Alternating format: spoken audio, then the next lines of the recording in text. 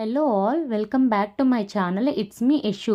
ఈరోజు నేను పల్లి కారం పొడి ఎలా చేయాలో చూపిస్తాను. ముందుగా కావాల్సిన పదార్థాలు పల్లీలు, కరివేపాకు, జీలకర్ర, ఎండుమిరపకాయ, చింతపండు, గ్రేటెడ్ కోకోనట్, అలానే వెల్లుల్లి, అలానే టేస్ట్కి కావాల్సిన సాల్ట్, కొంచెం కారం పొడి కూడా తీసుకోండి. ముందుగా శనగపప్పుని బాగా వేయించుకోండి. అలానే జీలకర్ర, ఎండుమిరపకాయ, కరివేపాకును కూడా బాగా వేయించుకోవాలి.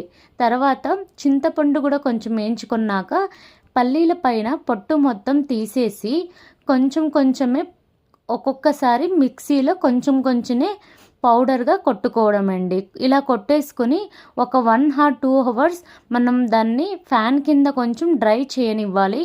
ఇన్ కేస్ ఏమైనా వాటర్ తగిలితే చెడిపోయే ఛాన్సెస్ ఉంటుంది కాబట్టి ఇది బాగా డ్రై అయిపోతే మనం దీన్ని దగ్గర 5 to 6 months పెట్టుకొని యూజ్ చేయొచ్చు.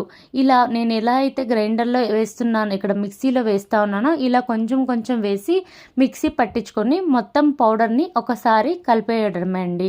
చాలా టేస్టీగా ఉంటుంది. టిఫిన్కి నచ్చితే లైక్